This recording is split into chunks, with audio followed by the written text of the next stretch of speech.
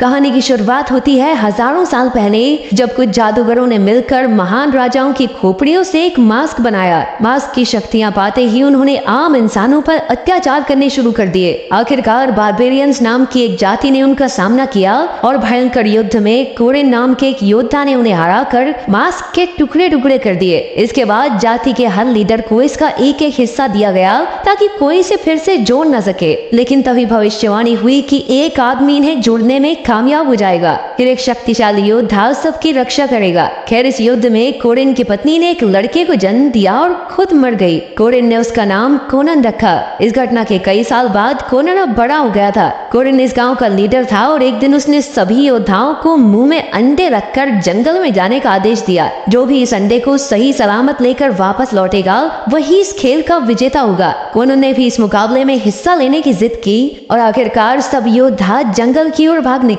मगर ये रास्ता काफी मुश्किल था और अचानक उन पर एक नरभक्षी ने हमला कर दिया। ये लोग इंसानों को मारकर उन्हें खा जाते थे। उससे डरकर सभी लोग भाग गए, लेकिन कोनन वहीं अड़ा रहा और उसने सभी नरभक्षियों को मार डाला। जब वो उनके सर लेकर कोरेन के पास पहुंचा तो वो कोनन की बहादुरी देखकर हैरान रह गया। उसकी काबिलियत देखकर कोरेन ने उसे तलवारबाजी सिखानी शुरू की। कुछ ही समय में दुश्मनों ने उस गांव पर हमला कर दिया और ये कोई और नहीं बल्कि वही आदमी था जिसके बारे में भविष्यवाणी हुई थी। उसने सभी लीडर्स को हराकर मास्क के सारे टुकड़े इकट्ठे कर दिए और अब उसे सिर्फ कोरेन के टुकड़े की तलाश थी। दोनों तरफ से जबरदस्त लड़ाई शुरू हो गई और कई जांबाज योद्धा मारे गए। चारों ओर आग लगने से हाहाकार मच गया था। आखिरकार दुश्मन यानी जाइम ने कोरेन को बंदी बना लिया और मास्क का आखिरी हिस्सा मांगा। कोरेन के इनकार करने पर जाइम ने उस पर भयंकर अत्याचार किए। तभी कोनन ने बीच में कूदकर लूसियस नाम के गुंडे की नाक काट दी, मगर जल्दी ही गुंडों ने कोरेन और कोनन को पकड़कर उनके सर पर गर्मा गर्म लावा की बाल्टी लटका दी।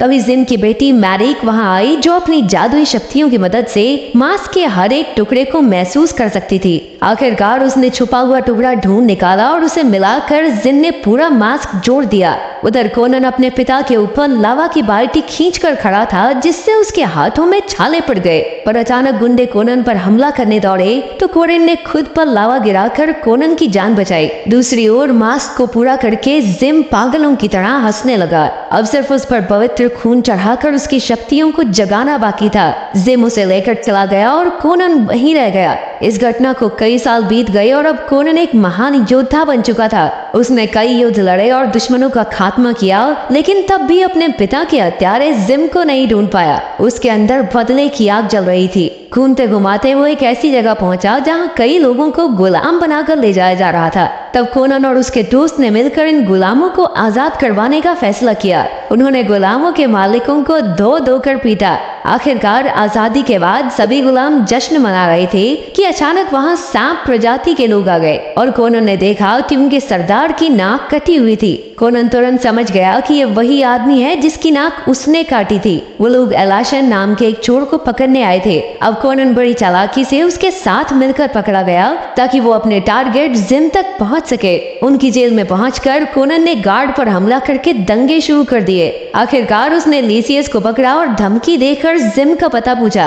अंत में लीसियस ने बताया कि जिम काफी शक्तिशाली बन गया है और अब वो मास्क की शक्तियों को जगाने के लिए पवित्र खून की तलाश में है। ये जानकारी लेकर कोनन ने जेल की चाबी जबरदस्ती लीसियस को निकलवाई और फिर कैदियों में ऐलान कर दिया कि भाई, इस आदमी के पेट में चाबी है, जिसको आजाद होना और निकाल लो। जल्द ही कैदियों ने बेरहमी से लीसियस को मार डाला। इसके बाद हम तमारा नाम की एक लड़की को देखते हैं जो एक गांव में रहती थी और उसके शरीर के अंदर पवित्र खून दौड़ रहा था। एक दिन एक पंडित ने उसे बताया कि जल्द ही कुछ लोग उसे अगवा करने आएंगे। कुछ ही समय में जिम ने अपनी बेटी मैरिक और कई फौजियों के साथ गांव पर हमला कर दिया। चारों ओर हाहाकार मच गया और लोग जान बचाकर भागने लगे। तभी पंडित ने तमारा को ढूंढकर उसे गांव से भाग जाने को कहा।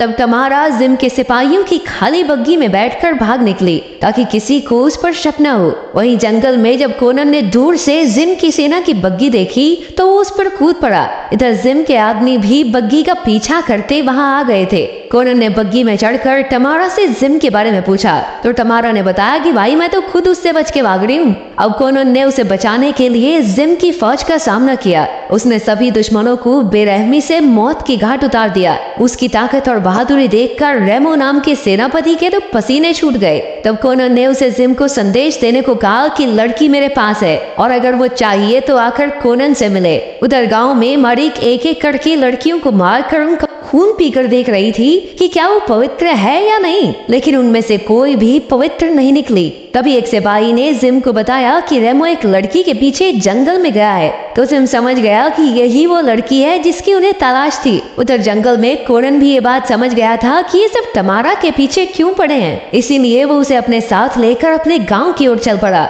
जब रात हुई तो कोनन ने तमारा को रस्सियों से बांध दिया ताकि वो भाग न सके, क्योंकि वही जिम तक पहुंचने का उसका एकमात्र जरिया थी। जब सुबह हुई तो रेमो वहां आ गया और उसने तमारा के बदले कोनन को ढेर सारे पैसे देने का लालच दिया, मगर कोनन ने उसे बंदी बना लिया और अपने घोड़े से बांधकर जाइम के पते की ओर चलने लगा। वहां पहुंचकर कोनन ने रेमो के मुंह में कपड़ा ठूसा और उसे इतनी जोर से फेंका कि वो सीधा जाइम के अड्डे में जा गिरा। वहां मैरिक ने उसके मुंह से कपड़ा निकाला जिस पर लिखा था कि कोनन जाइम से मिलना चाहता है। मैरिक ने अपने जादू से पता लगाया कि तमारा भी उसके साथ ही है। कुछ ही समय में जाइम और कोनन का आमना सामना हुआ, जहां कोनन ने तमारा को चाकू देकर बांध दिया था। जाइम ने उससे तमारा को खरीदने की कोशिश की, मगर कोनन जाइम से मुकाबला करना चाहता था। तभी मैरिक ने अपने जादू से मिट्टी के फौजी खड़े कर दिए, जिन्होंने अचानक से कोनन पर हमला बोल दिया। उनसे लड़ना कोनन के लिए बेहद मुश्किल था, क्योंकि वो बार बार मिट्टी में मिल जाते थे। जल्द ही वो कोनन पर भारी पड़ने लगे, इसीलिए वो इधर उधर भागने लगा।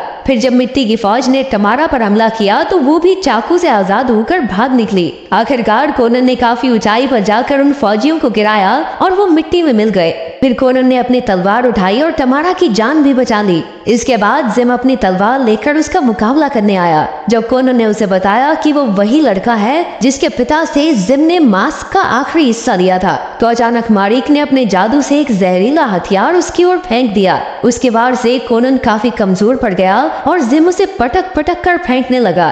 तभी मौका देखकर तमारा ने तेल के डिब्बों में आग लगाकर धमाका कर दिया और कोनन के साथ वहां से भाग निकली। जल्द ही वो दोनों समुद्र में कूद गए, जहां कोनन का दोस्त आर्टस अपना जहाज लेकर आ गया और उन्हें बचा लिया। पर जल्द ही जाइम की सेना ने उनके जहाज पर भी हमला बोल दिया। अब आर्टस और कोनन ने मिलकर बड़ी बहादुरी से उनका सामना किया। उनसे निपटकर कोनन ने आर्टस को जिम के राज्य की ओर जहाज मोड़ने को कहा और इस बार उसने अकेले ही जाकर उसका खात्मा करने का फैसला किया। कोनन के जाने के बाद आर्टस ने देखा कि वो नक्शा भूल गया था, इसीलिए तमारा उसे नक्शा देने उतरी। कोनन को नक्शा देकर जब वो लौटने लगी तो कोनन ने उसे चूम लिया और आखिरकार उन दोनों ने एक साथ रात बिताई। जब कोनन सो गया तो तमारा वापस जहाज की ओर चल पड़ी और अचानक मैरिक और उसके आदमियों ने उसे अगवा कर लिया। जब तक कोनन की आंख खुली तब तक वो बहुत दूर जा चुके थे। उधर मैरिक तमारा को लेकर जिम के महल पहुंची और उसका खून चूसते ही ये साबित हो गया कि तमारा ही बार्बेरियंस की असली वारिस थी।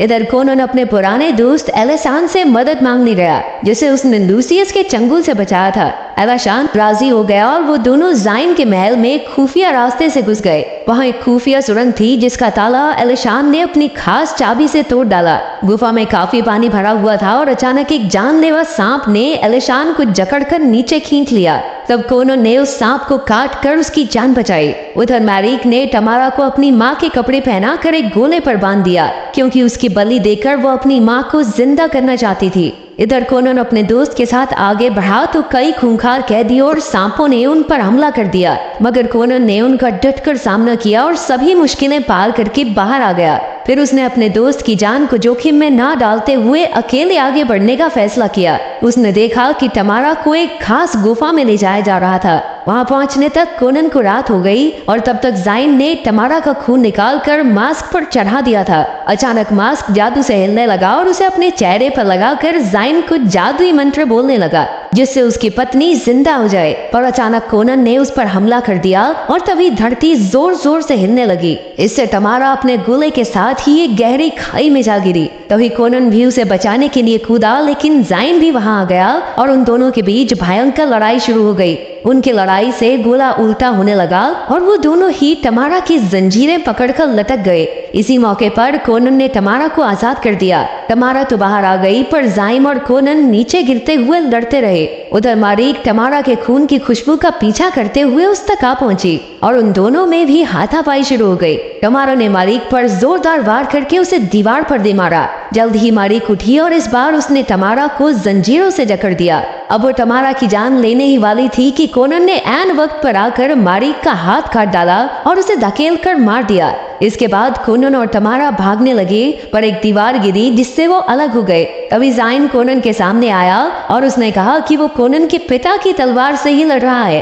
तब कोनन ने अपने हाथों से वो तलवार छीनी और जाइन का मुकाबला करने लगा। अब वो जाइन पर भारी पड़ने लगा था, लेकिन इससे पहले कि वो उसे मार पाता अचानक फिर से धरती हिली और वो पूरी गुफा टूटने लगी। कोनन और तमारा अपनी जान बचाने के लिए भागने लगे। वहीं जाइन ने जब अपनी बेटी की लाश देखी तो उसने गुस्से में बदले की कसम खाई। कोनन और तमारा एक पुल पर दौड़ रहे थे कि अचानक पुल टूटा और तमारा नीचे गिर गई। कोनन ने उसकी जंजीरें पकड़कर उसे बचा लिया, लेकिन तभी जाइन वहां आकर जादुई मंत्र पढ़ने लगा। अचानक से उसकी पत्नी की आत्मा तमारा के शरीर में आ गई। अब जाइन कोनन पर जोर जोर से हंसने लगा। तब कोनन ने अपनी तलवार से पुल तोड़कर जाइन को खाई में गिरा दिया और आखिरकार वो मारा गया। इससे मंत्र बीच में ही टूट गया और तमारा फिर से ठीक हो गई। फिर कोनन ने उसे ऊपर खींचा और दोनों सुरक्षित भाग निकले। इसी के साथ कोनन का बदला पूरा हुआ। अगर वीडियो पसंद आई तो लाइक कर देना, चैनल को सब्सक्राइब कर देना। मिलते हैं अगली वीडियो में।